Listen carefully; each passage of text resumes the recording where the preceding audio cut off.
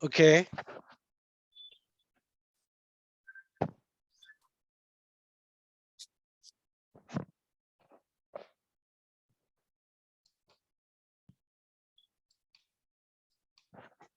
Shreya, please start the slides.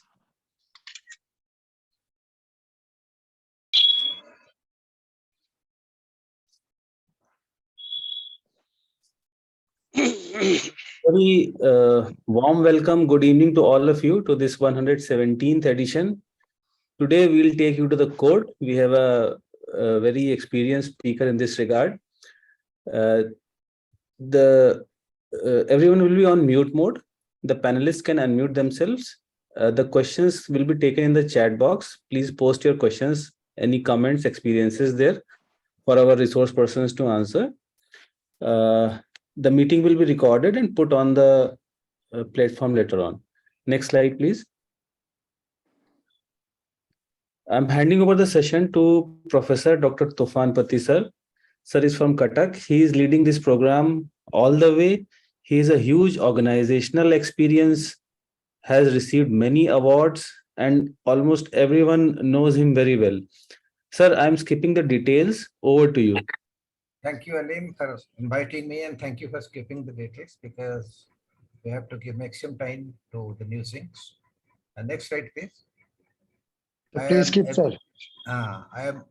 We are ably supported by two veteran moderators, Dr. Amrit Parjoshi, Professor of Psychiatry, Dr. Alim Siddiqui, also Professor of Psychiatry, and Dr. Alim Siddiqui is the Treasurer of IPS, and Dr. Amrit Parjoshi is the EC member of IPS. Both are vibrant members. We go to this next slide, please?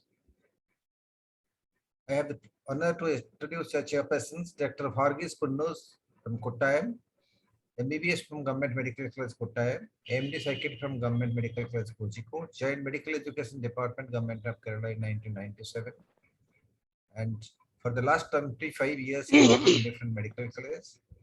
He had been the past president of IPS Kerala State Branch, past assistant secretary of IPS National, IPS Indian Psychiatric Society, currently Secretary General of Indian Association of Social Psychiatry, the member of Kerala State Mental Health Authority, member Ethics Committee of IMA Kerala State Branch, convener IPS SARC Subcommittee, General Secretary of National Alliance for Mental Health, member Awards Committee of IPS South Zone, areas of professional interest, child and adolescent psychiatry, consultant IS in psychiatry, public mental health and social psychiatry. Professor Brigadier M.S. Pikirazu, our chairperson, is the next slide, please. He's a very well-known person in Indian psychiatry and international psychiatry. He is MBBS, MD, IDFFTA, FIAO, PM, FRCP, Edinburgh. He had been HOD of psychiatry in military hospitals in India affiliated to AFMC, all military hospitals. He was also the HOD of psychiatry in AFMC Pune. He was senior advisor and consultant in psychiatry to the Armed Forces at Delhi, commandant head of the institution military hospital Kirki Pune, director paraplegic rehab center Pune, director Queen Mary Technical Institute Pune, professor and HOD of psychiatry Bharati Vidyapith Medical College Pune, and professor and HOD of psychiatry People College Medical Science in Bhopal, where we had our handships. Adjunct professor of research IRSHA Pune. He was president of Industrial Psychiatry of India 2018 to 21, chairman of Awards Committee of IPS 2020 to 2022. He has received a number of awards. To state a few, he had been received the Chief of Army Staff Commendation for the Distinguished Service in 1976. DGFMS Ministry of Defense Silver Medal for Academic Excellence in 1981. Colonel Kripal Singh Awards he has received thrice, 1998, 2001, 2004. AIP Award Dr. G.C. Baral in 2002. Manasya Oration in 2013, D.S. Raju Oration in 2019, and Dr. L.P. Shah Award of SJO in 2020. He has been WP Association honorary member. He had been the president of India Certificate Appreciation in 2018. He received the Lifetime Achievement Award for Association of Industrial Psychiatry of India 2021. He has 55 publications in national and international journals and 200 and plus presentations. He is a very great leader. He's inspiration to many of us in the IPS. With this, I hand over this meeting to Professor Brigadier M.S. Pikirazu and Dr. Kunnus to carry over from here. Well, Firstly, good evening to everybody. Am I audible to everybody? Yes, yes, you're quite. Yes, Yeah, sir. yes, sir. Yeah, thank you. Well, first of all, I must thank the Music Committee for inviting me to chair this important session. And it is very gratifying to see that we are not discussing by now the saturated subject of mental health care law, so-called mental health care law. And we will be discussing a topic which is of topical interest for all of us, psychiatrist at court. Now, this topic is a wide canvas, is a length, breadth, and dimensions up and down. I don't know how much Professor Dr. Narayan is going to cover, but to say in a nutshell, I thought I will just briefly introduce before I hand over the mic to Dr. Punus. Psychiatrists are obliged to attend courts of justice as expert witnesses on matters common and some of them very uncommon. The issues may range from mundane things like marriage, divorce, testamentary capacity, criminal responsibility. These are the topics we were required to mug up during our studentship. But the issues can be far wider, like fitness to stand trial, to give evidence, to enter into contracts, to donate an organ, to take or forfeit an appointment, confidentiality, privileged communication, military service, violence, and so on. To extend the horizon a little further, maybe we are going in the space age. The psychiatrist may be obliged to attend the court on the issue of astronauts, their fitness to travel in space or not. And of course, in a democratic country, we are still a democratic country like ours, on matters in right to vote and holding public office. Well, Dr. Narayan,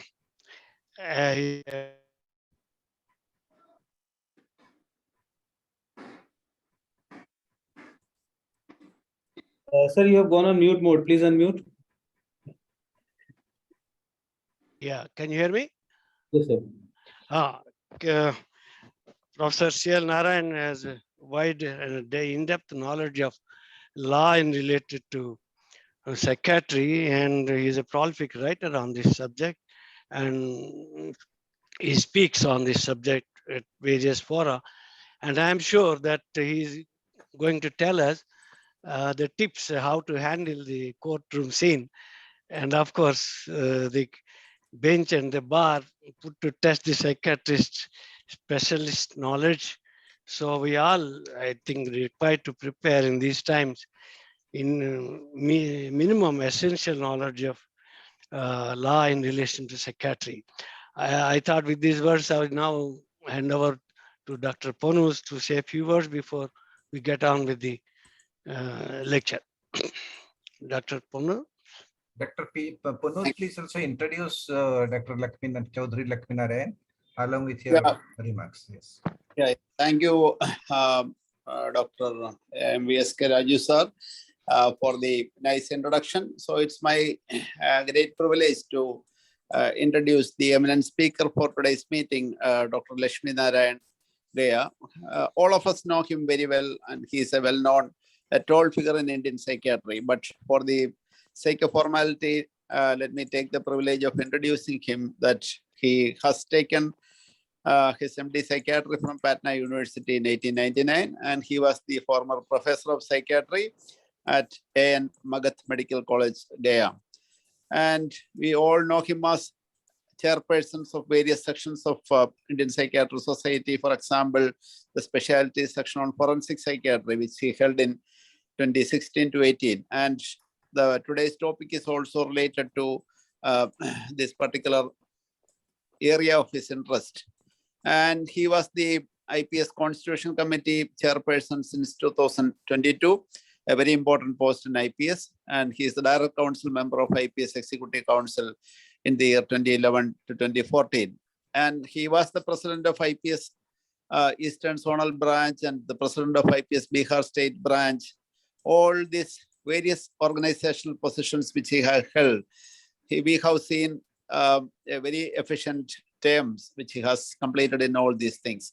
And he has several publications in different industry journals, and his areas of interest, as we all know, it is forensic psychiatry. And today we expect Professor C.L. Narayanan to give this talk on this very awaited topic, because in the modern era, and since the psychiatry training has moved from general mental hospitals to general hospitals, the new generation of psychiatrists are not that experienced or competence has not been properly acquired during their training period. So I think that this is an excellent topic chosen. And as we run up to the Bhubaneswar conference, and this would be one of the most important and most interesting sessions we ever had in Thursday Musings. Thank you. Over to you, sir. C.L. Narayan, sir.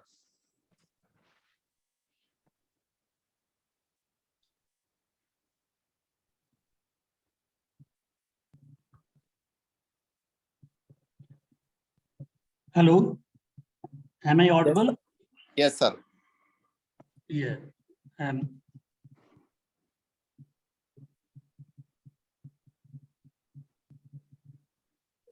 So, Hello. hello. Screen is visible, I think. Yes, sir. Quite visible. Good morning, good evening, everyone. First of all, I give my thanks to the organizers of this Thursday Musing, Dr. Tofan Patti, Dr. Alim Siddiqui, and Dr. Amrit Pat Joshi for giving me this opportunity and this honor to address the August gathering on this important topic.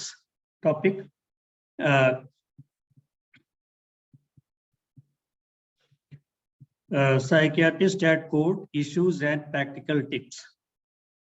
You know, we psychiatrists, or rather all the doctors, are required at some time of their career to appear at courts, and psychiatrists are also a medical practitioner, and in addition to that, psychiatrist has got some specific additional role to play at court and in interaction with other legal authorities because of the special nature of the mental illness. So due to these reasons, psychiatrists frequently come in contact with the court and with the legal systems, and they are frequently summoned at the court for giving witness and for other purposes. So my objective is to examine all these issues in short, so that we have a wide overview of this topic.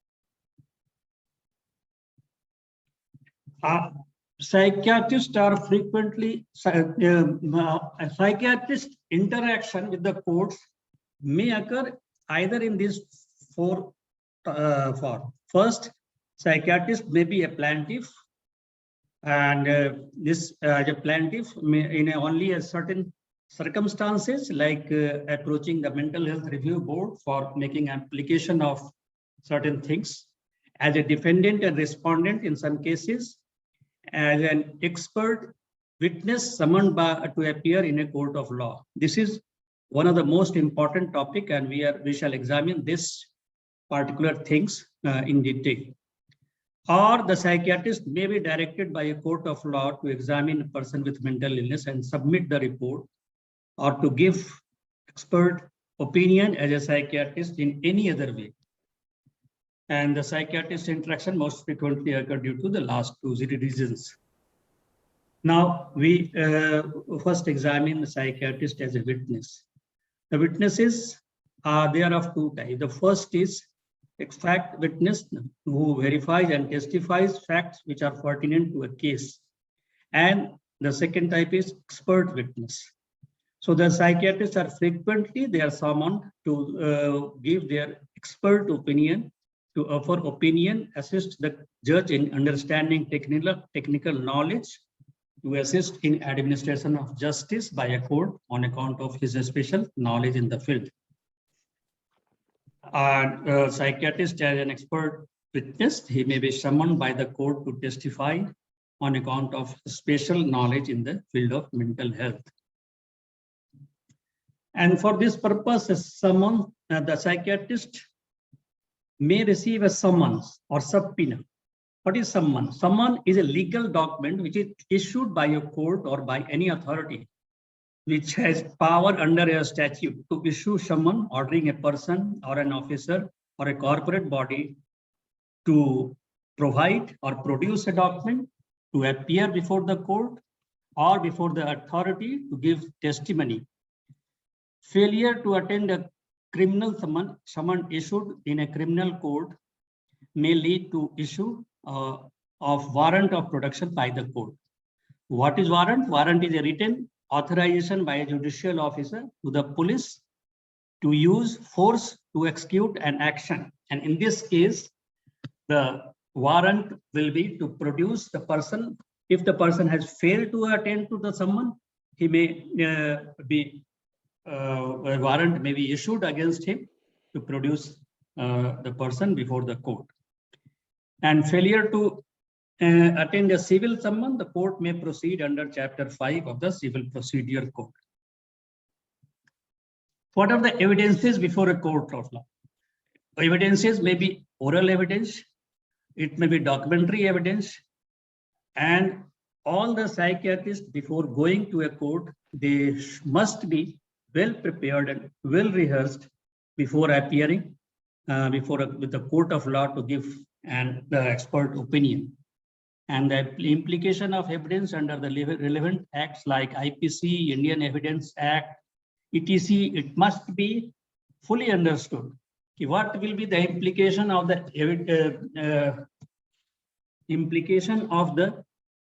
opinion which he is going to give?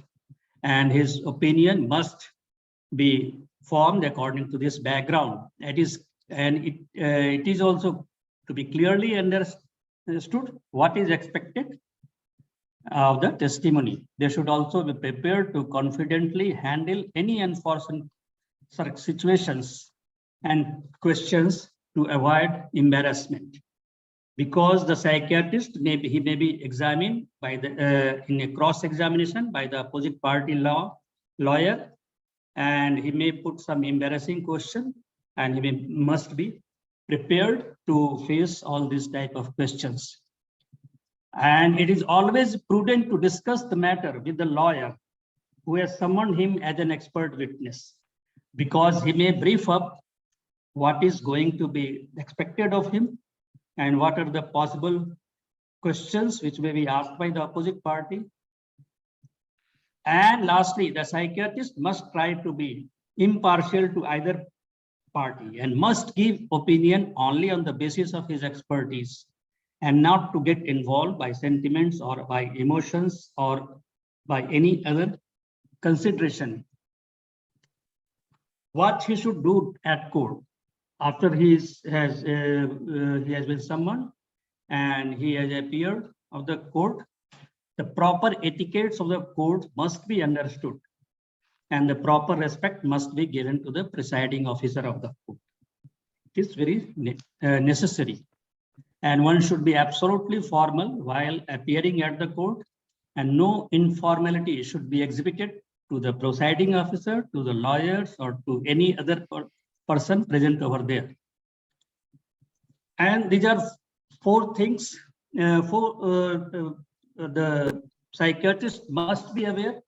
What are the questions, what are the examination? The first is examination in chief. It is done by the lawyer who has requested his testimony. And in this examination in chief, leading question and close-end questions are not allowed. And in this, the psychiatrist gives his expert opinion as requested by the lawyer and all the things. And next, the opposite party lawyer, he examined him in cross-examination. And he may put difficult questions and embarrassing questions must be anticipated. Any difficult questions must be anticipated in this. And one should be prepared, well prepared for leading and closed-ended question in this. If there is any ambiguous question, the psychiatrist may request clarification, and extra care is needed during the cross-examination. Re-examination is done by the lawyer who has summoned him to clear new matters which may have arisen in the cross-examination. And there may be some questions put to him by the presiding officer of the court to clear all the things and to, because he may seek some clarification on some things. What are the penal provisions for giving false evidence? If a psychiatrist gives false evidence to a court, there are section 193, where is punishment that he can be convicted of giving or giving false evidence or fabricating false evidence. Section 190C, false statement made in declaration, which is by law receivable as evidence. Section 20N1, causing disappearance of evidence of offense or giving false information while screening the offender. And section 205, all these sections are belong to IPC, destruction of document or electronic record to prevent its production as evidence. These are the things, penal provisions of giving wrong evidence or false evidence, evidence which is not correct. Next is confidentiality and privileged communication.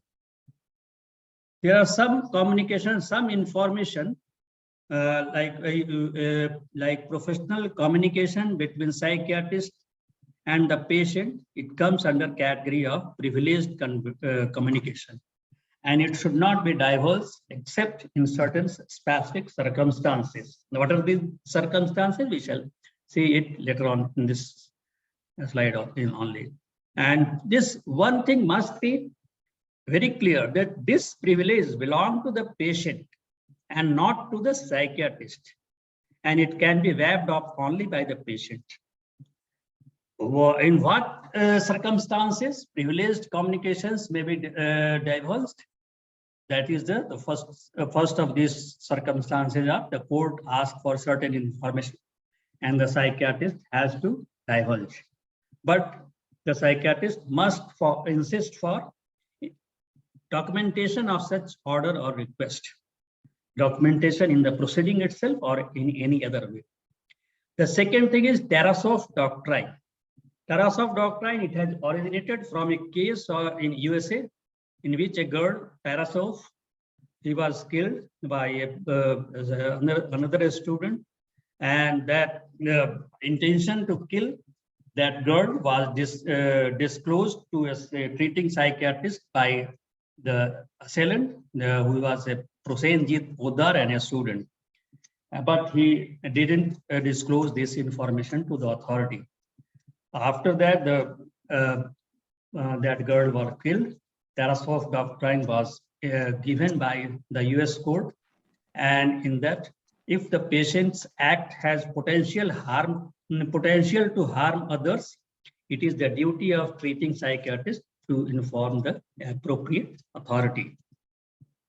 This is Tarasov doctrine. And next is emergency situations, and the onus is on treating psychiatrist with documentation that there had been emergency situation beyond reasonable doubt which has necessitated him or her to breach the confidentiality. Next is mandatory reporting, like in the case of child abuse or violation of the right of protection of women or similar situations, or patients having a notifiable diseases. These are all the situations in which this privileged communication may be divulged. Then litigation. If the patient has initiated litigation against the psychiatrist himself, the psychiatrist has every right to divulge the facts which is necessary for the case. What are the circumstances in which a psychiatrist may be summoned as an expert witness by a court? These are the things. Testamentary capacity. The civil cases are testamentary capacity to make contract. That is Section 12 of the Indian Contract Act. Anybody making a contract must be having sound mind at the time of executing the contract. Marriage and divorce, custody of a child, adoption of a child, assessment of mental capacity for provisions of management of property under the Rights of Person with Disability Act, that is RPWD Act. In the previous act, that is Mental Health Act 1987, there was a chapter of judicial acquisition for the purpose, but that chapter is not there in the new act, that is Mental Health Care Act 2017, and the issue is now covered under the right of persons with disability and for management of property with right to, of the persons with disability. And the psychiatrist may be summoned as in criminal cases like insanity defense, fitness to stand trial, or competency to stand as witness. These are the areas in which psychiatrist may be summoned as expert witness. Now about the testamentary capacity. This is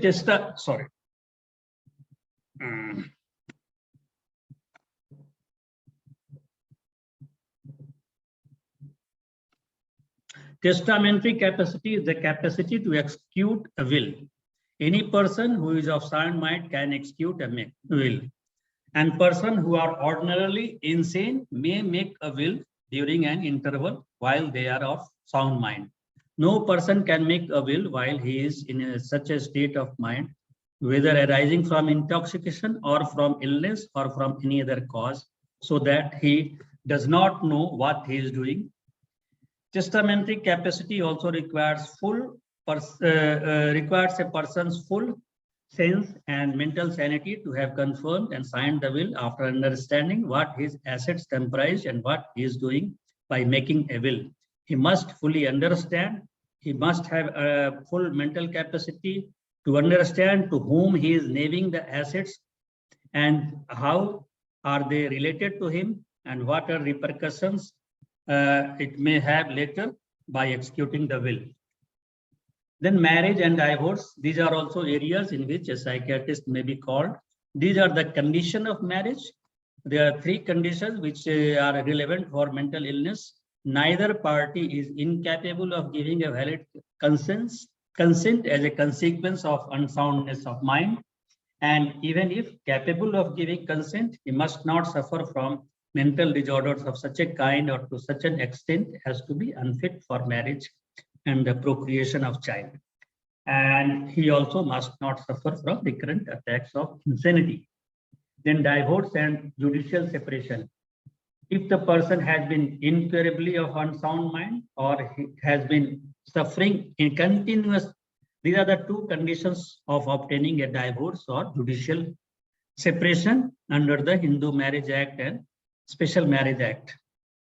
The first is the person has been incurably of unsound mind or has been suffering continuously or intermittently from mental disorders of such a kind and to such an extent that petitioner cannot reasonably be expected to live with the respondent. Next is about the criminal cases, insanity defense. The section 84 of Indian Penal Code, it states that nothing is an offense which is done by a person who at the time of doing it or by reason of unsoundness of mind is incapable of knowing the nature of the act, or that what he is doing what is either wrong or contrary to the law. So this is the section 84 of Indian Penal Act, which guides and which contains the insanity defense. And the psychiatrist, he has to make assessment of the mental capacity of the accused at the time of committing the criminal act. And it is the defense lawyer who takes recourse to this insanity defense, and it becomes the burden of proof falls upon the defense to prove that the patient there is the situation exists in which the section 84 has become applicable. So he has to, because the presumption is that the patient is of sound mind, and to prove that the situation exists under section 84, it is the burden lies upon the defense. How to decide upon this insanity, whether this insanity defense is applicable or not? If the psychiatrist is summoned to give his opinion on this aspect, he has to take into account totality of circumstances to prove that the person was unable to appreciate the nature of the act, or what he is doing is contrary to the law at the time of committing the criminal act. It is the Indian insanity defense, it is based on McNaughton's rules. The next is fitness to stand at trial. If any accused person is suffering from a mental illness, so that he cannot understand what is going on and how to defend him, he cannot face a trial, because if a person is standing a trial, he must fully understood everything. So if the circumstances exist that the patient is having a mental illness in which he cannot fully understand these things, these are the sections of the Criminal Procedure Code of India. It becomes applicable, section 328 and 329. If there are reasons to believe that the person against whom the inquiry is being held is of unsound mind and consequently incapable of making his or her defense, the patient, his trial is postponed, and the evaluation by a psychiatrist may be ordered, and psychiatrist may appear as an expert witness in such cases, and the magistrate may postpone the trial and proceed under the section 330 of the Criminal Procedure Code. What the section 330 says? If the case is bailable, bail is granted on sufficient security, or of the non-bail, if it is non-bailable or sufficient security is not produced, the accused is admitted under the Mental Health Care Act, under the various provisions of the Mental Health Care Act, in an establishment as per rules framed by the government. Then is the section 35, the cases which falls under section 84. If insanity defense has been raised and it is proved, what will happen to that person? Whether he will be released? No, he will not. He may not be released as such, but he may be admitted as per the provisions of the Mental Health Care Act and the rules thereunder, or the person may be delivered to the relatives and friends who have given sufficient security to the satisfaction of the court. Well, now about the psychiatrist as a plaintiff, there are only few cases in which psychiatrist is required to be a plaintiff. The psychiatrist has to approach the Mental Health Review Board.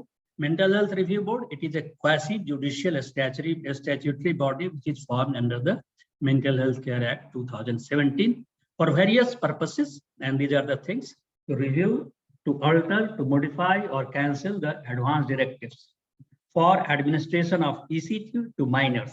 You know, in the new Mental Health Care Act, the ECT to minors come under the prohibited treatment, and it can be administered only after approval of the board.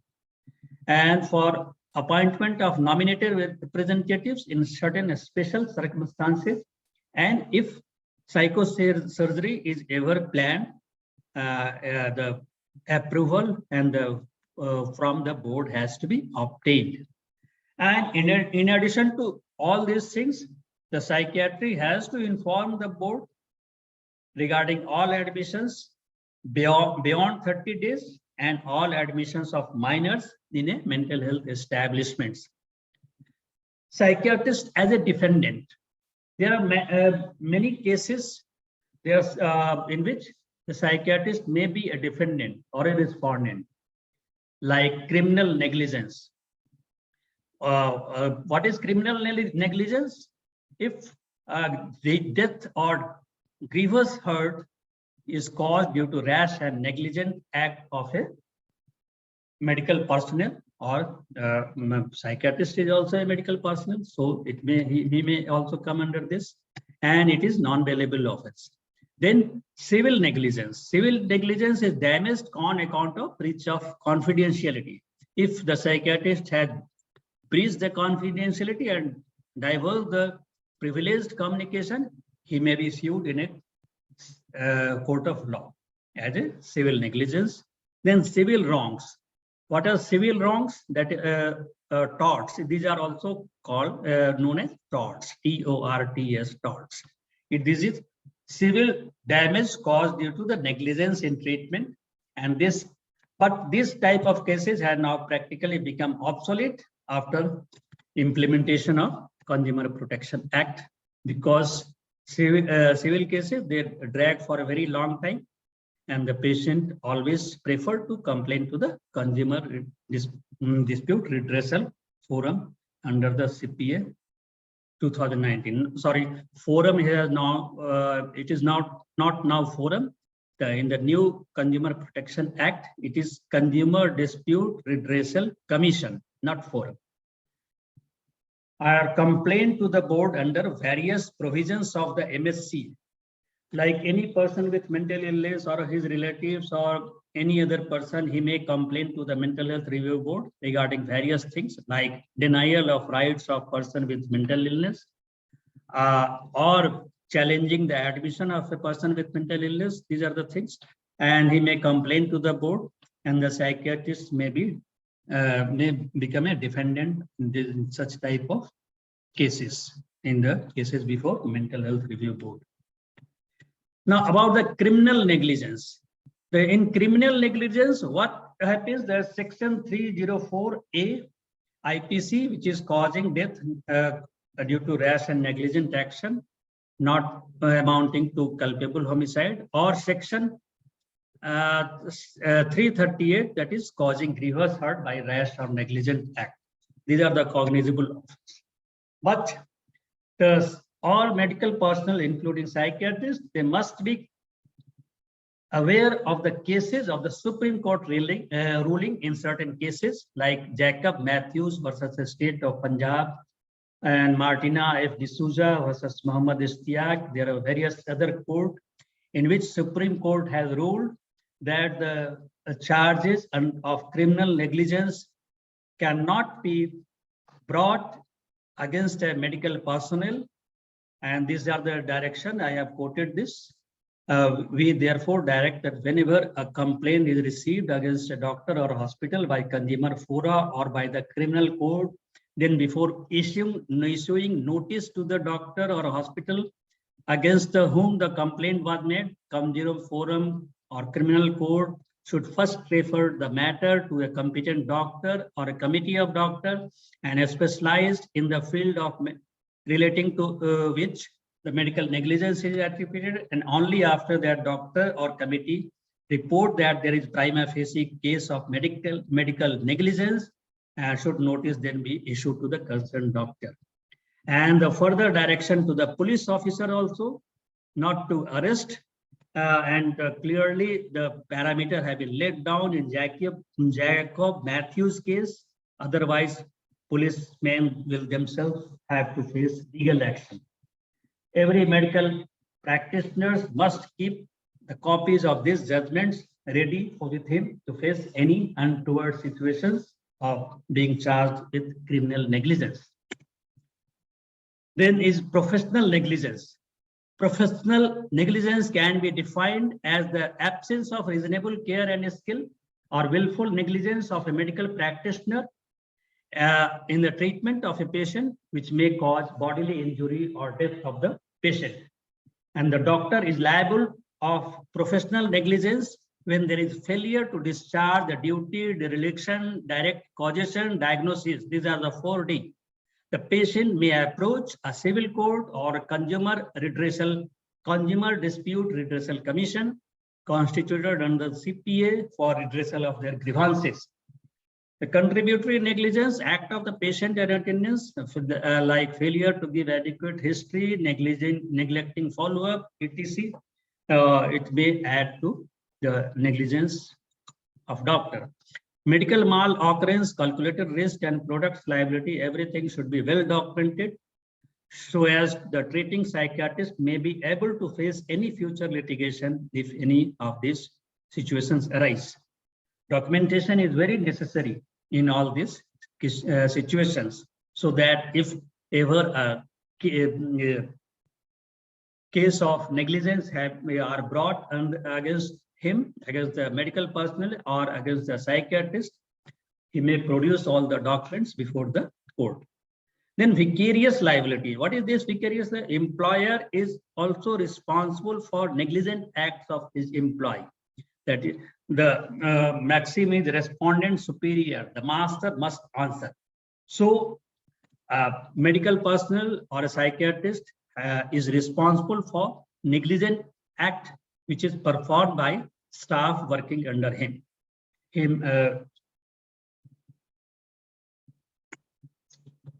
These are the Bolam test and Bolitho test. These are the tests to determine professional negligence. First is the Bolam standard. A doctor who has acted in accordance with a practice that was considered acceptable by a responsible body of doctors, that was sufficient, and the claimant must show that no reasonable doctor acting in the same circumstances would have acted in that way. The Bolam standard is subject to criticism and heavily dependent on expert evidence for either side, which may be in conflict.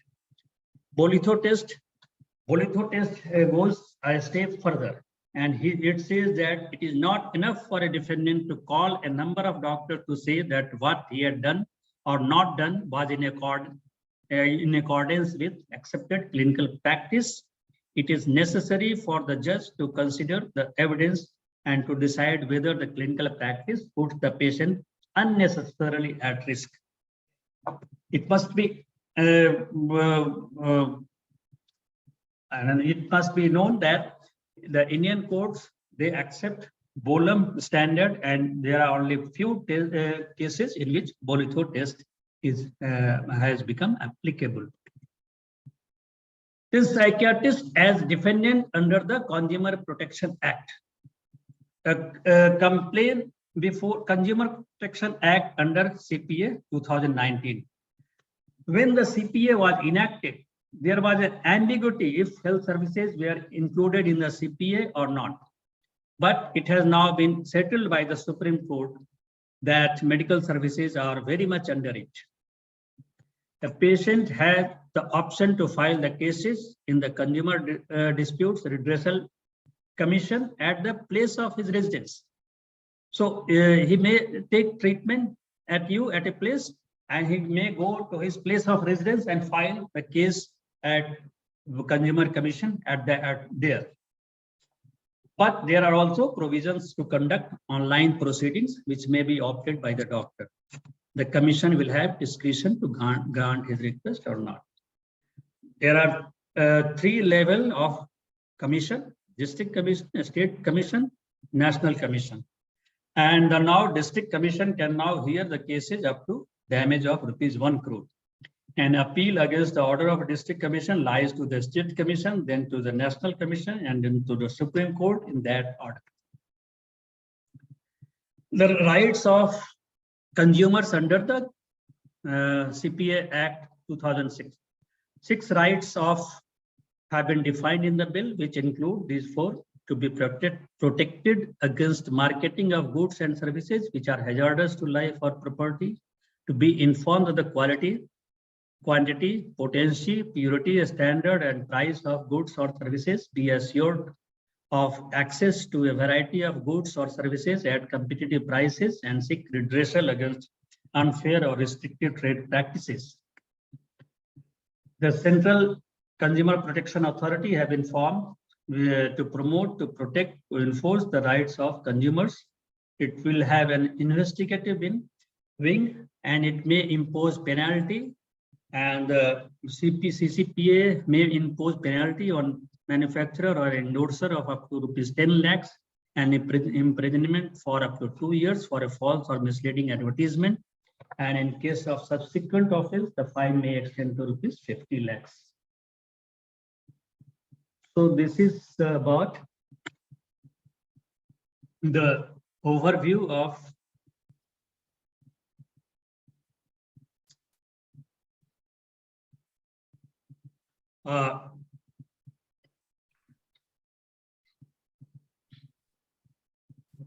एक minute.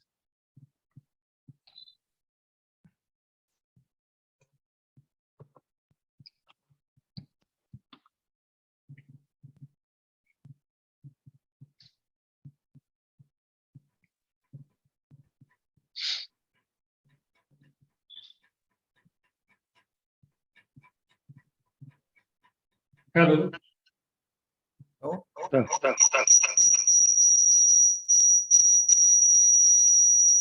Eco कहाँ से हो रहा है?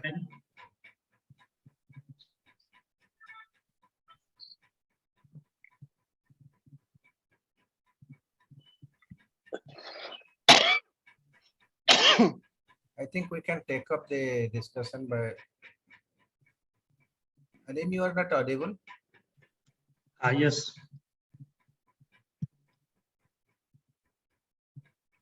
Yeah, yes.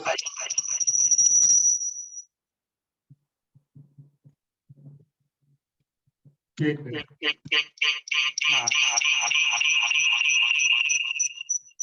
Now it is okay.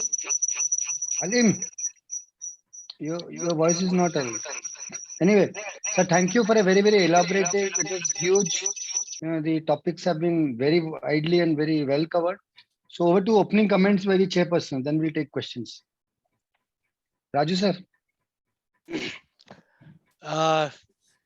Literally, it is a tour de force of the law as related to psychiatry, and Dr. Narayan dealt the subject in great depth actually. It covered a wide range of topics: criminal procedures in the court, confidentiality, expert witness, and psychiatrist as a witness, as a defendant, and various matters related to marriage, divorce, and consumer protection, and whatnot. So I'm sure the audience will have many questions to ask him. I would not like to intervene in between. But one question I thought to set the ball rolling, I'll ask, which I have a doubt regarding the right to vote. Right to vote. Everybody, the Constitution says everybody's right to vote, provided he has a sound mind. Now, what is sound mind? Not, I don't think it is defined anywhere. What you have the insanity of McNaughton's rules, that is in relation to crime, not in relation to normal activities. And to the best of my knowledge, I think sound mind is somewhat defined in the contract law or something. I do not remember, but I think it is there in the contract law. So what is sound mind? And the court had to decide somebody has sound mind. If he doesn't have a sound mind, he cannot register himself as a voter. So he cannot hold any public office. He cannot stand for elections. The issue may come up as these things go these days now. We are a democratic country.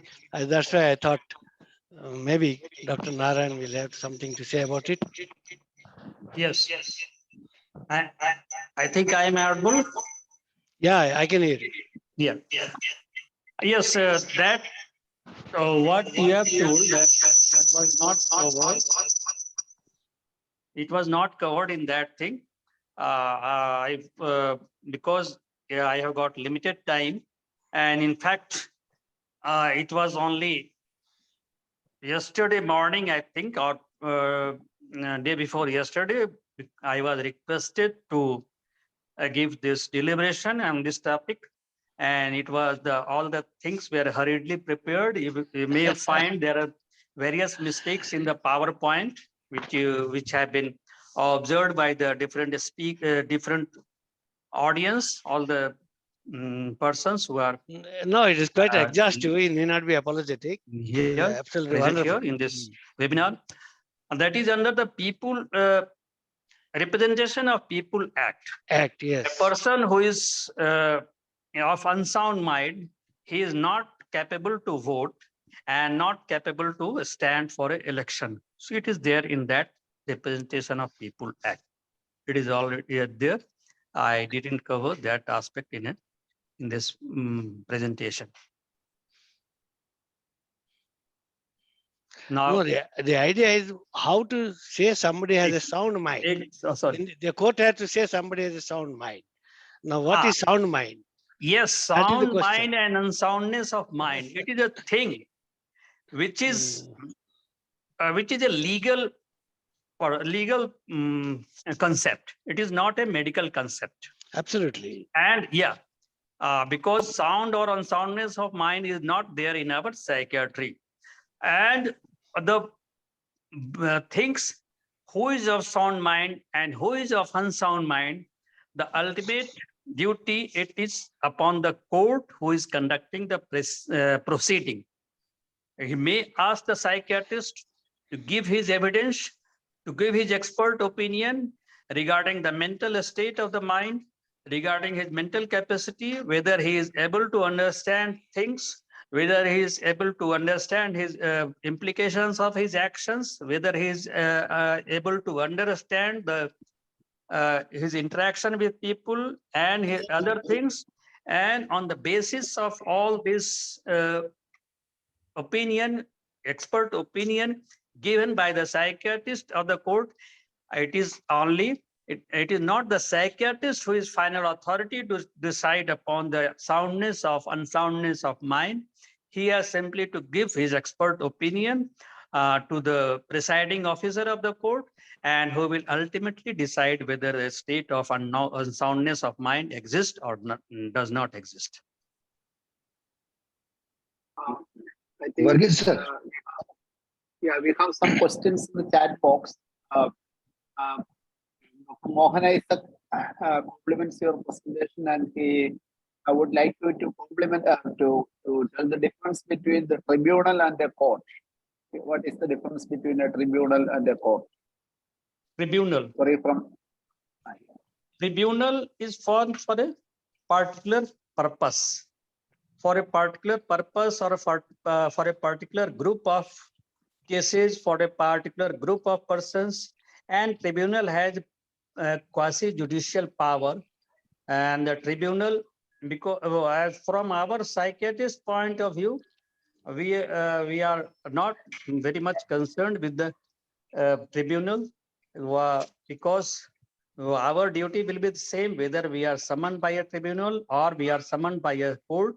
Our duty will be same. It is a legal, it is a different aspect. Thank Like you. a central administrative tribunal, it is there, they're existing at the state level. The duty of that administrative tribunal will be to hear the service related matter of the persons who are of a member of All India services in that state. They will first approach the Central Administrative Tribunal, and if they are not satisfied with the order of that Central Administrative Tribunal, they may approach to the High Court. One thing must be clear, that High Court state, all the tribunals, all the judicial body, all the quasi-judicial body are existing in that state. So the ultimate power of supervision lies with the High Court of the state. The issue of, I think that is the important question. The issue of tribunal, you have discussed the court procedures in the normal court, but what is the procedure in tribunal? Is there an taken under oath? There is a examination, chief cross-examination, and so on? I mean, we have a tribunal in our Indian Psychiatric Society. The guidelines are not there how to kind of, we are going as a natural routine. But what is the tribunal and how you should go about, whether you take an oath and whatnot? These are not very clear. Yeah. Because yes, it will be You are correct that tribunal, the things are like in our Indian Psychiatric Society. So there are many things in our society.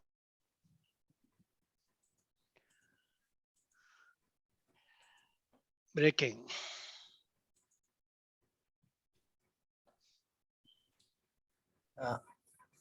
So your voice is breaking. Dr. Lakshmana, you can stop video sharing and the audio reception may increase. No, I have my screen was not coming in the laptop. So now I have access with my only mobile only.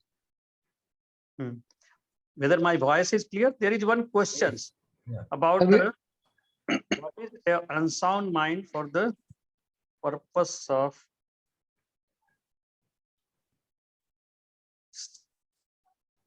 So let us take the question, sir.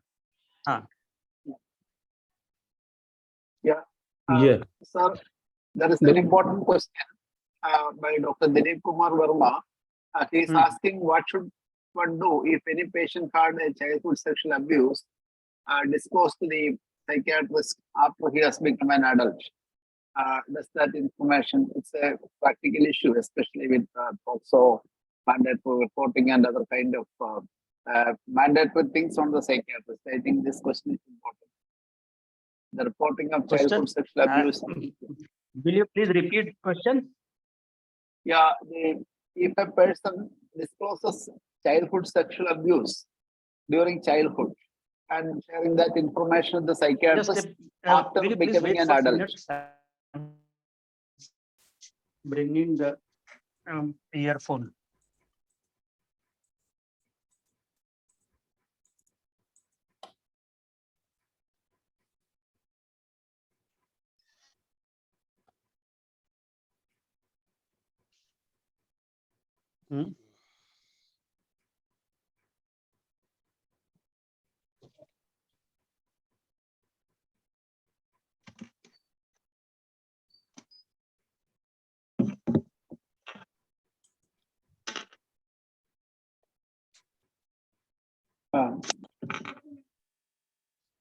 Hello, sir. Hi. Did you get that question, sir?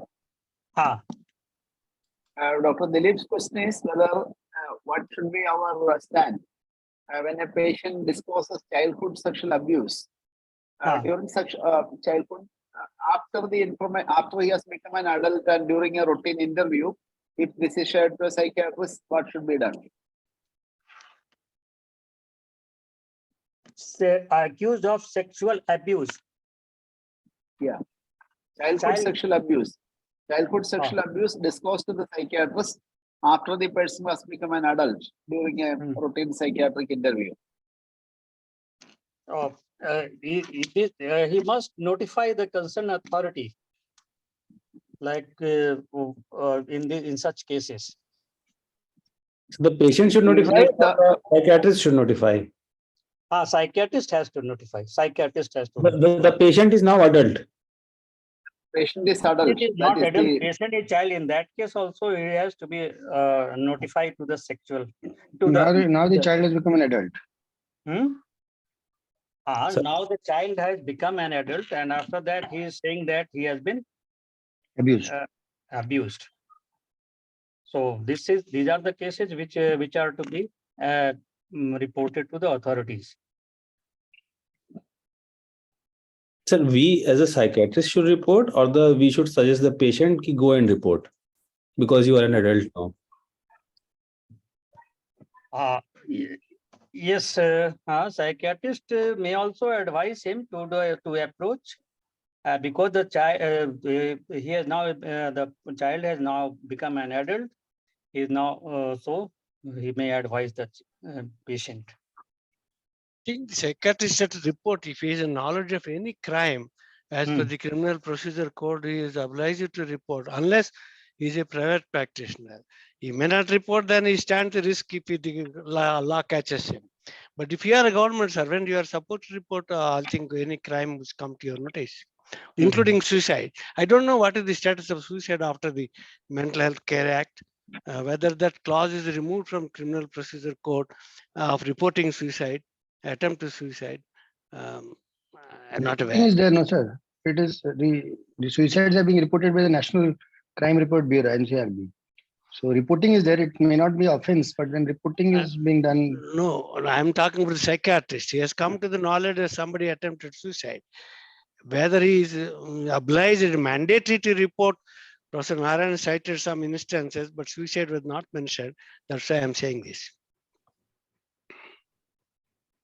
Suicide has to be reported to the National Crime Control Bureau, and because the suicide has been decriminalized under the Mental Health Care Act, so it is not necessary that they have to inform the police or the authority, the law enforcing authorities. It is not necessary in cases of attempted suicide because after this introduction of Mental Health Care Act.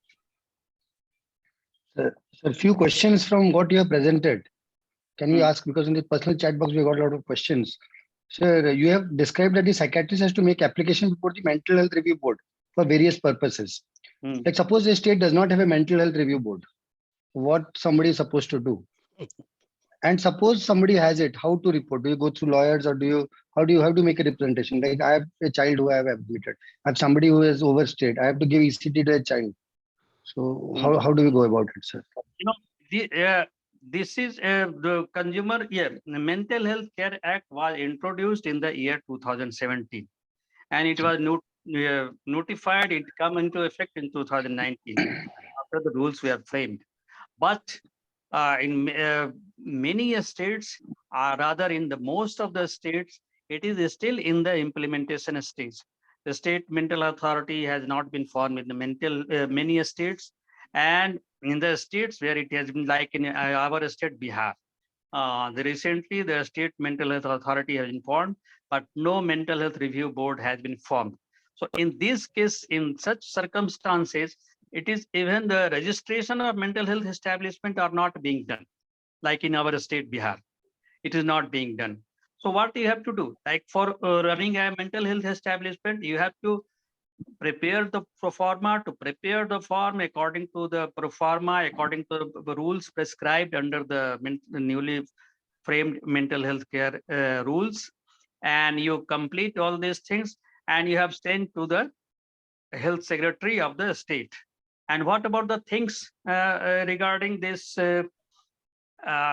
where approval of the board is required? It's a situation which is very much difficult to say.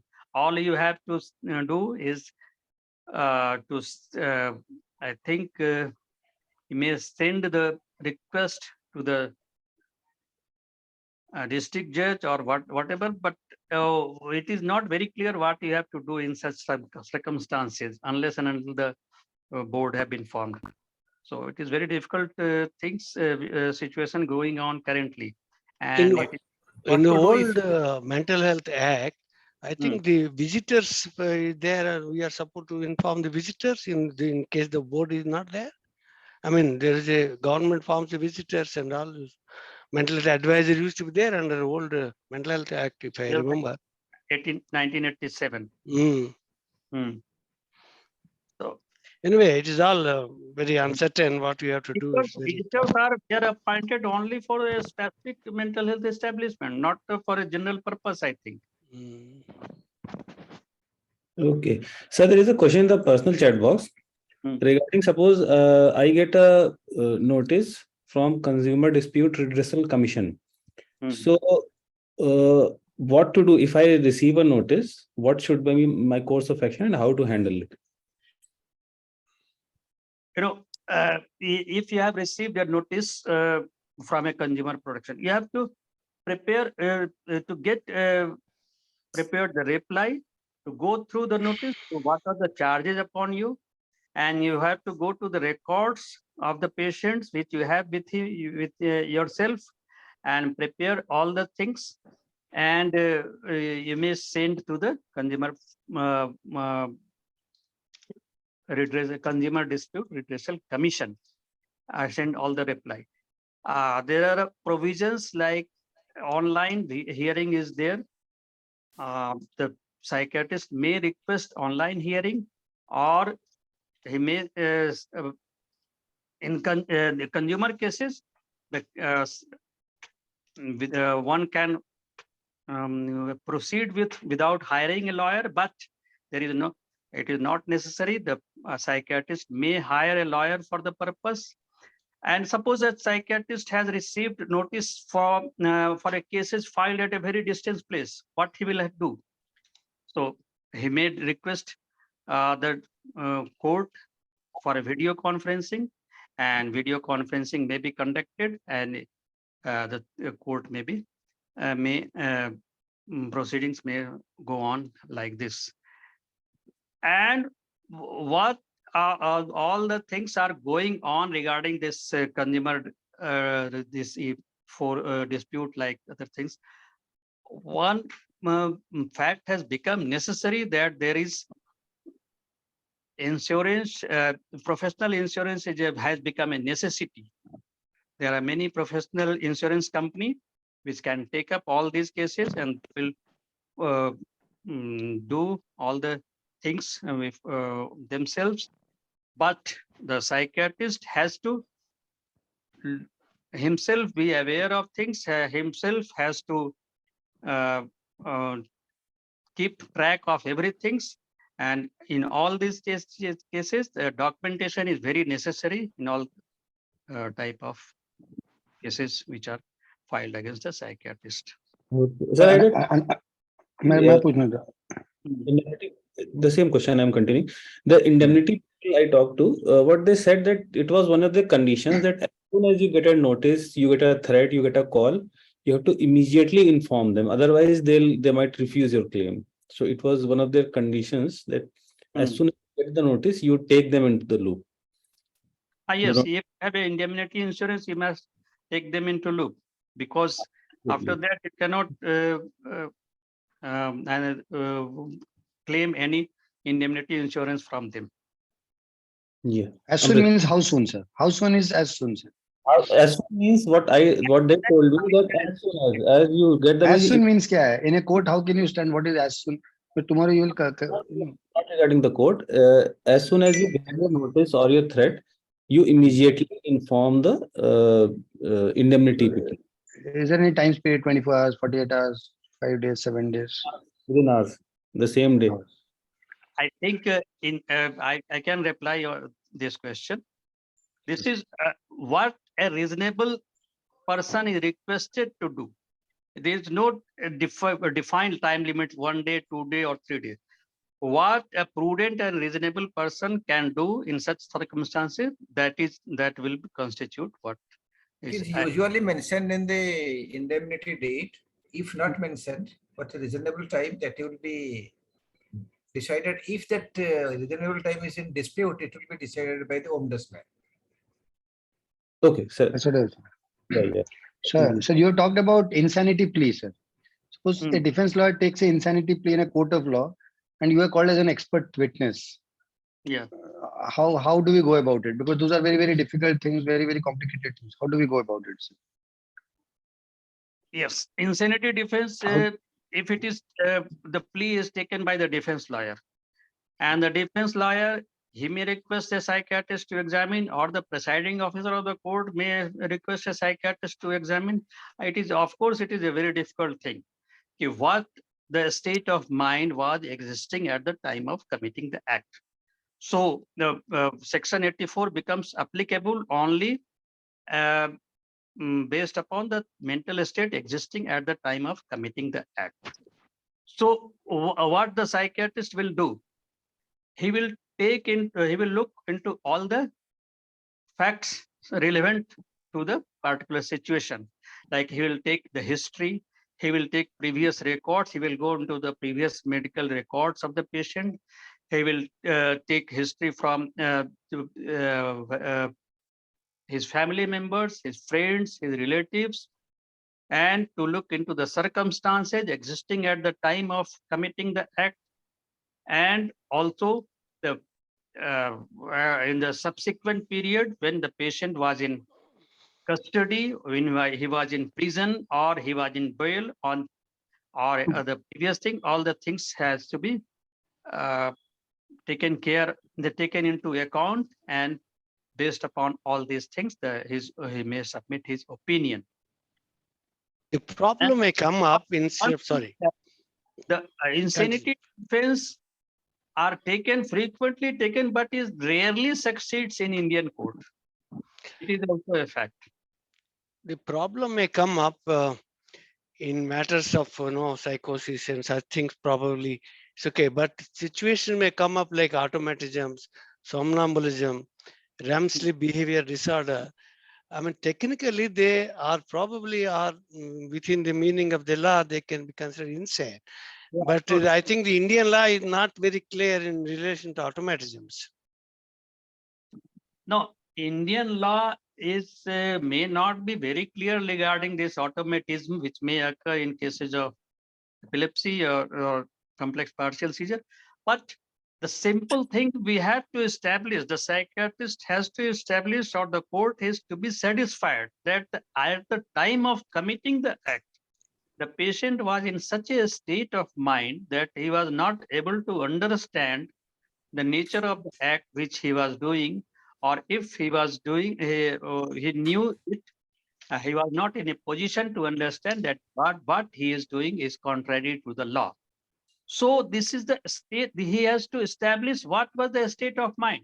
And if the state of mind is established, or a state of mind is clearly figured out, the automatism and other things, it will also come under the things, under the ambit of section 84. Then one more thing in this case, I will point out, like intoxication. So if this intoxication, the patient has performed certain act under the act of intoxication. If the intoxication has been self-administered by himself, he may not take recourse to this defense. But if he has been put in a state of intoxication by act of other persons, this recourse of this may be taken in those cases. So pathological intoxication. If you look at mania uputu, can you put a plea of insanity in that case? Pathological intoxication. Yes. Like somebody has one peg and he becomes intoxicated. Like we see sometimes some cases.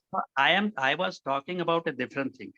If the patient has gone into a state of intoxication by consumption of the intoxicating substance on his own, this defense may not be applicable. But if he has been compelled, he has been introduced, he has been administered by a different person, these intoxicating substances, pathological intoxication or normal intoxication, whatever it is, then this defense may become applicable. Like somebody has an idiosyncratic reaction to one peg of alcohol. And he becomes aggressive, he becomes murderous, he does something.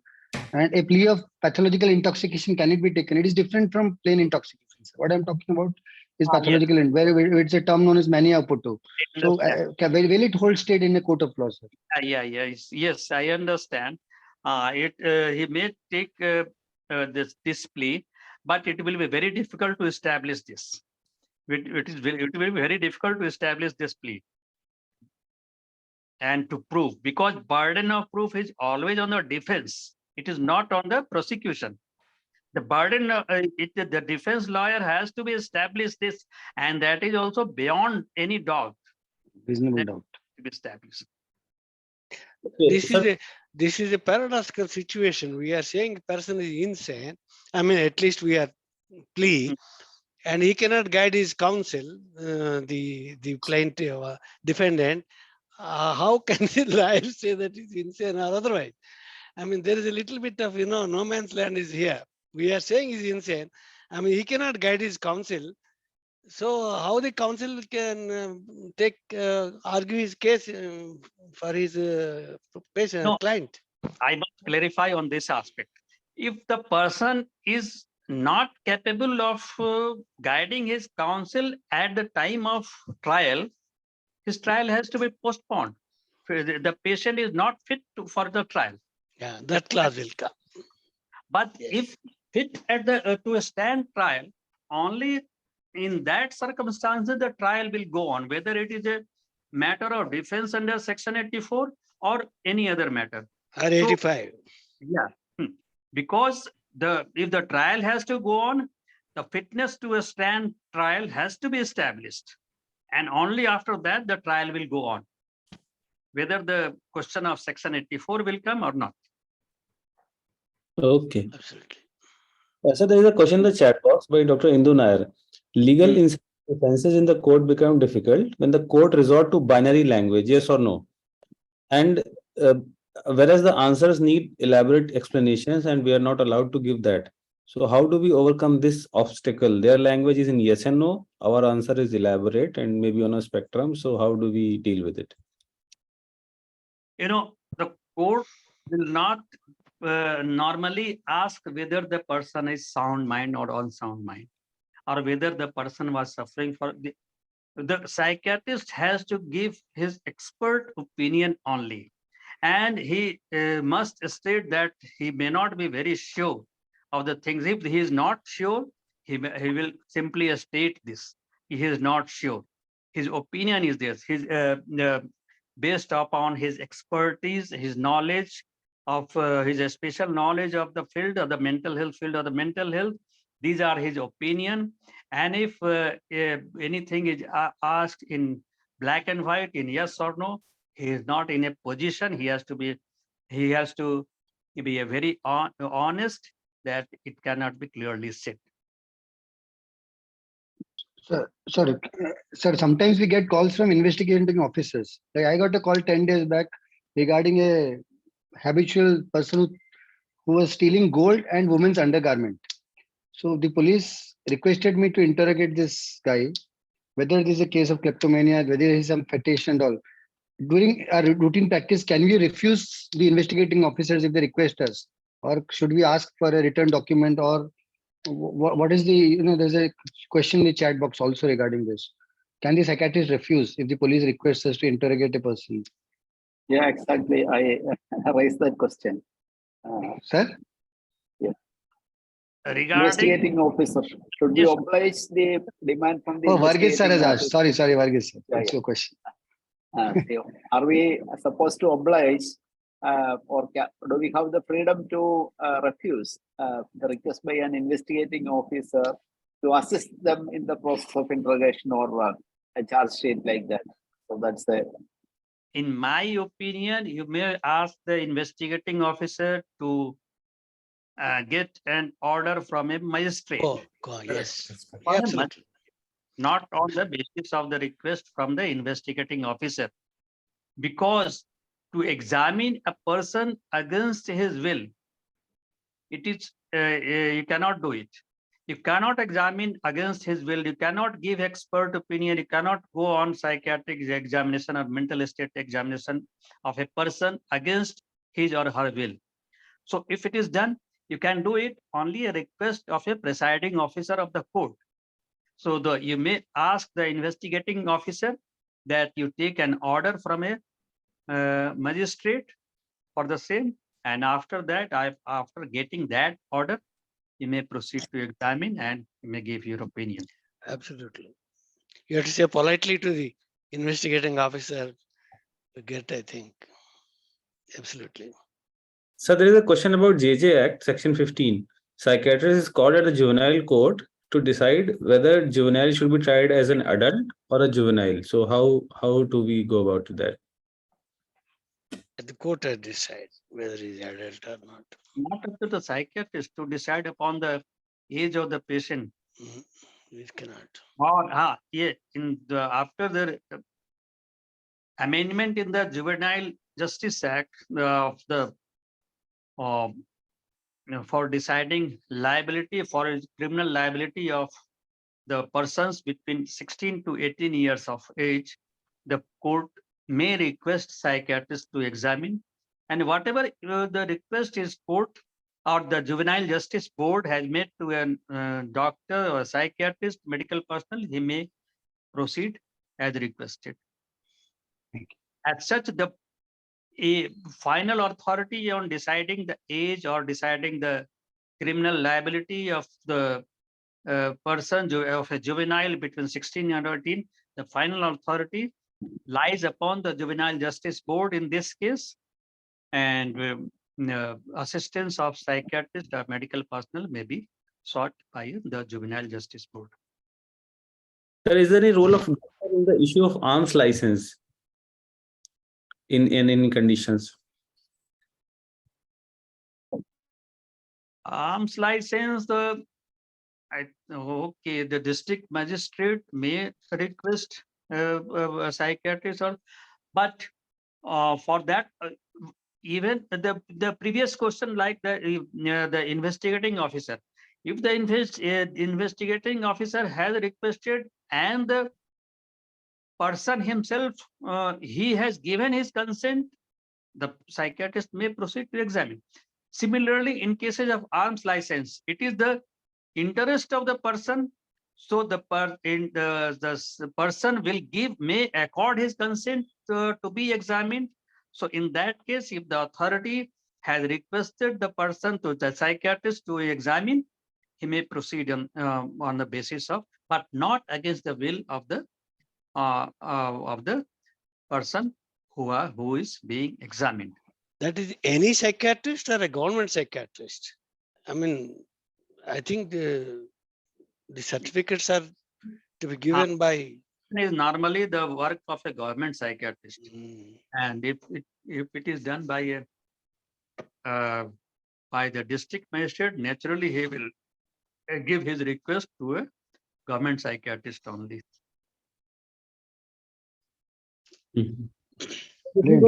From civil court versus criminal court. So, what are the differences in approach there? Differences in summon. How if you get someone from civil court or someone gets someone from criminal court? So, how do we go about these in these matters?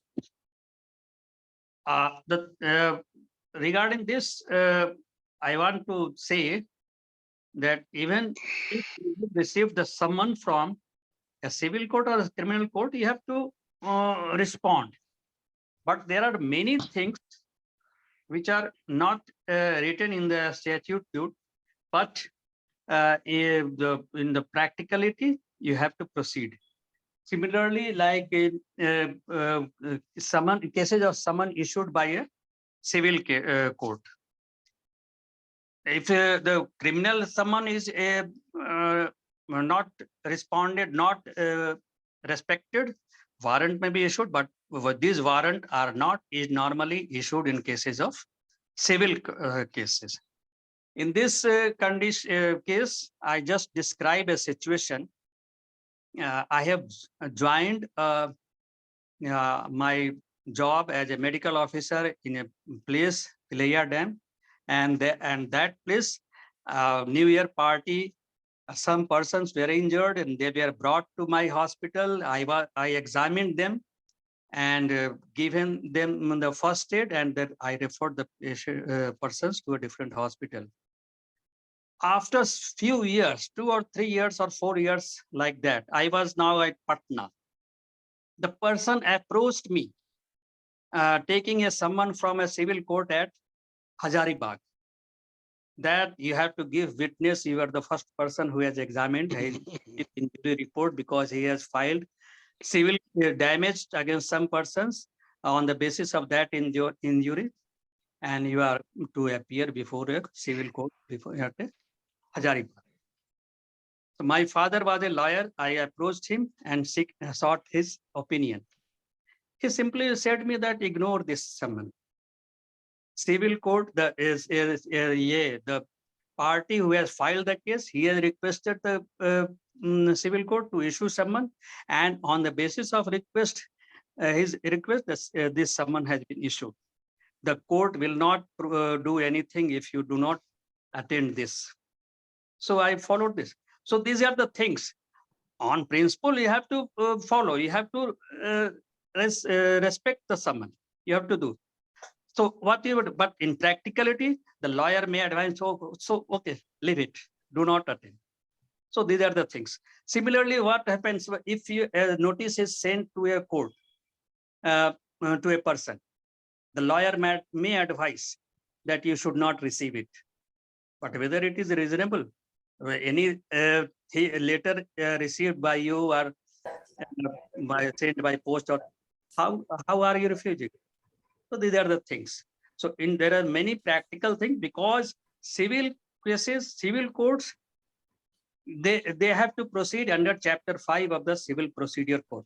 Only monetary penalty is there. They do not normally issue a warrant for production. Although it is within their power, they can issue, but normally it is not by a civil court. Alim, Yeah. we are expanding too much. Sir has been speaking the last 1.5 hours. So we will call him again. There are a lot of issues, and sir has been, it has been very, very extensive. So let's hear from the chairpersons and Dr. Tufan Fati if he has any questions to ask. And then wind it over. I'll just say, I mean, it's not directly related to the topic here of the psychiatrist in court, but I think the time has come to think whether we need mental health laws. Why there should be mental health? Government of India, Ministry of Health and Family Welfare recently, I think, issued a charter of patients' rights, 17 patient rights, which are very much, they can utilize in the case of mental illness. And this word mental illness is widely used indiscriminately and spreading stigma. If there is a cardiac health care law, if there is a respiratory health care law, I will accept mental health care law. Why there should be mental health care laws now? And you are clubbing all mental illness under this thing. Only 10% out of the 150 million odd mental ill are seriously ill, and this could perhaps be applicable, all this laws to them. And all other, I think the world has to rise in 21st century. This mental is obsolete, and relevant issues can be incorporated in existing laws wherever required about confidentiality. All these things can be mental health care laws. I think is anachronistic, contributing to the body and mind dichotomy and whatnot. I mean, I don't know. Perhaps we can have a debate in some of the meetings. May I request the senior chair of the series? I mean, we should think out of the box. The time has come now. And anyway, congratulations to Dr. Narayan for a wonderful exposition of the issue. I wish we had more time, and I'm sure he will have discuss this topic in the ANSEP. Perhaps we can have more time and prepare it at length. Maybe we'll have an occasion to hear him in the ANSEPs. Thank you. Thank you. I should also compliment what Dr. M.V.S. Raju was telling, that a lot of changes are needed because it's such a confusing area. A lot of dilemmas are there in practicing. In Kerala, we had some initiatives for the Judicial Academy. Kerala Judicial Academy had we worked together. The IPS Kerala and Kerala Judicial Academy worked together, joint sessions with the judicial officers. Both the High Court judges as well as the district judges. We had several sessions together, and for a period of time, there was a lot of results from those kind of interactions. Maybe we can think of such kind of initiatives from Psychiatrist Society at the national level and at the state levels. And I thank the Odisha Psychiatrist Society, especially Dr. Tufan Fati, and all the organizers for this great opportunity for interaction, the great attendance, and the kind of interactions, the quality interactions which are going on. And and he was able to answer all the queries in a very, very systematic and in a clarified manner. So I congratulate Dr. Narayan for this excellent presentation, and join Dr. M.V.S. Raju in suggesting that there should be more time in the Bhubaneswar conference for legal psychiatry. Thank you. Thank you, sir. Tufan, sir. I have got a comment on the talk by Dr. Lakshminarayan. When we discussed about this topic a few days ago, and we had realized quite adequately that this time will not be adequate to deal with all the legal proceedings that is related to the practice of psychiatry. And we agreed that Dr. Lakshminarayan will be touching some of them and maybe living in them. But I really admire that he has covered much more than what was expected or we discussed. Absolutely. It has been quite elaborate. Thank you. And if you agree, I can put small 2 questions. Dr. Narayan? Are you Yeah. One tired? big question. Yeah. We're not tired, sir? So first question, a hypothetical situation. A person executes a will and he has been my patient and he expires. Then family challenges the will that when he executed that will, he did not have the testamentary capacity. And this has got 2 aspects. If he is a patient of mine in private capacity, I am obliged to keep his records. But if he is a patient of mine in the government capacity, I am in a government hospital or I have been an invited consultant in a government mental health camp where they invite us, we don't keep the records. So how do you approach this case in both the situations? I think the matter is brought if any will or which have been executed, the matter is brought before the court of law, because any bill to be executed, it requires for probate of the bill. Probate is to be obtained, or even if the probate is not filed, a will can be challenged. So the psychiatrist has to give opinion only on the request of the court. Only on the request of the psychiatrist, a court has requested psychiatrist to give his opinion, he may give his opinion based upon his expert knowledge and whatever. If the person was under his treatment, he may give opinion on the basis of the records which are available with him, or with whatever he may recall about the patient at the time of committing the will, and on based upon all these things, he has to give his opinion, and the opinion has to be impartial, and the patient must be very much objective in giving his opinion. There any subjective factors should not come into play, and he may form his figure out what the state of mind was existing at the time of committing the will, executing the will, and accordingly he can give evidence to the court. Thank you. Situation may come. Another hypothetical situation. All of us give some psychotherapy, supportive psychotherapy to the patients. Think of a scenario where we have given some solution-based therapy to a patient, and in the course of discussion, we have given a legal advice. Because one has to keep, when it comes to the domain of your discussion, it comes. And later on, if there is a conflict and the patient challenges, because of your advice, I am in problem. So two things. Because of your advice, you told that this should be done, I did it, and I am in problem. Two things are possible. We must be extra careful in giving the legal advice, even at the expense of having a focused solution therapy. Or are we immune to those challenges? No, I mean, will you please repeat the question? I was seeing a patient, I was giving a solution-based therapy. Yeah. When we had been discussing the matter, a legal issue came. I gave him some legal advice because I wanted to continue my therapy with the person. And after some time, he followed my advice and he was in a suit. Can he challenge me? Or is it a fact I should not have given any legal advice, even if it hampered a successful completion of the solution-based treatment? I think legal advice, the psychiatrist is not in a position to give a legal advice in his expert role. That could be called quackery.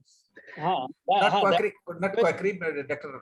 Legal When advice. we discuss with the patient in for different issues, we have to give advice. We are not experts everything, nothing. Then we cannot talk anything with the patient. No, in course of psychotherapy, even if it is solution based, it must be kept. It must be very clearly understood, and the psychiatrist should also clearly explain to the patient that whatever advice or whatever solution is being suggested to him, he has to use his own prudence, his own discretion before committing any act or before doing any things, and he should not do exclusively on the basis of the advice of the psychiatrist. And consult a legal expert. This you have done in an act of good faith. There is a clause in the old Mental Health Act, section 92, I think. You are not liable for any, penal action. But in the present mental health care, psychiatrist is excluded from action done in good faith. Only the board members and all other excluded psychiatrists will have to suffer. That clause is not there in the new mental health care. Anything get done in good faith, I don't think you are liable for any penal action from the court of law. I mean, logically, but the Mental Health Care Act now doesn't give that thing to the psychiatrist. Old Mental Health Act was there, section 92, I remember. No, there is also a section in Indian Penal Code, that is section 89.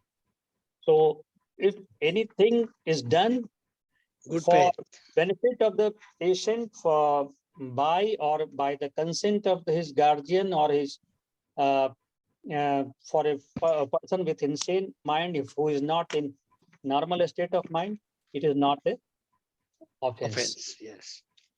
That is the section 89 of the Indian Penal.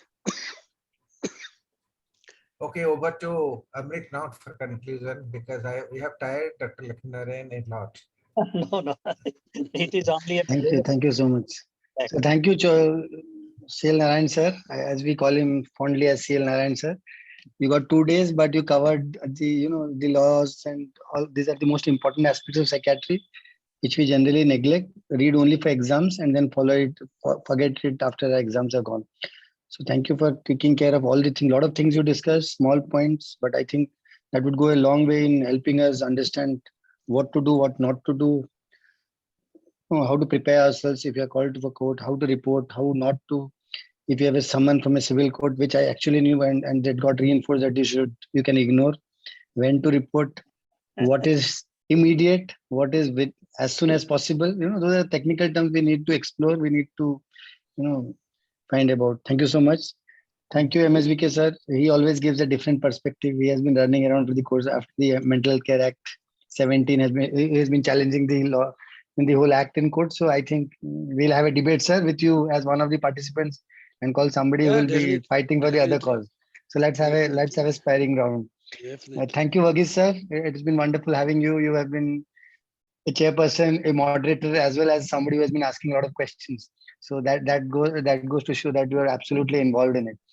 Thank you for coming to our show and making it much better.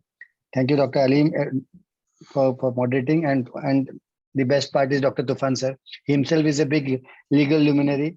Whenever I have any issues, he's the man I need to go to. So he is the perfect man, and choosing this topic, getting CL Narayan sir to come within 2 days is stupendous, sir. Thank you for taking care. I know as a result of my interaction with him, he can speak extempore. Only he required time to make the slides. Sir, who was looking at the slides? Slides are needed for people who don't know anything. Me and Alim. So for you, CL sir, MSVK Raju, you can speak better impromptu than using slides. Slides are for weaker mortals, sir. Thank you so much for coming. Thank you to we had more than 230, 250, logins with a peak of 200, and that's wonderful for a topic in terms of this. And thank you, Torrent, for supporting us. Thank you, IPS Odisha State Branch. Another session thanks is will. Yeah. Thanks will never end. We'll have the JJ Act. We have a lot of acts remaining. But then I'm convinced with what we take home today, back home, and that's wonderful. Thank you so much, sir. Good night, everybody. Have a wonderful weekend. Thank you so much, Dr. Narayan. Thank you, Dr. Varghese and Shar. Raju sir, pranam. Thank you very much for giving me this opportunity for discussing. I am sure Dr. Narayan is going to talk on concepts on this topic. Everybody need to know all these things actually. He dealt in great depth. At If I short am notice. given the opportunity, I will definitely talk in the ANSIPs on this topic. Thank you so much, sir. Really nice presentation. Very Yeah, crisp. Shall you suggest a WhatsApp on this? Hmm. That would be better. And I There shall were many request questions. IPS to accept it. You need to come here also once again because many questions we Yes. we not cover because of Right. lack of time. As we discussed 2 days ago, he may need 2 more sessions to complete. yeah, absolutely. Because we have not covered many acts and there are many complexities in that. And last, he has to speak what is direct directive to a clinician, how to keep the records, how Sure. to judge. How to judge is most important. So if Otherwise, how required, can you play? if any future presentation on the topic or whatever selected, whatever like keeping the records or anything, I shall be ready for that. Wonderful. Wonderful. Great. Thank you, sir. Thank you very much. Good night. Thank you. Thanks, everybody, Yeah. Now, for being Thank here. you. Good night, everybody. good night, Good night, Dr. Panos. Raju sir. Bye. Thank you. Thank you. Bye. Okay.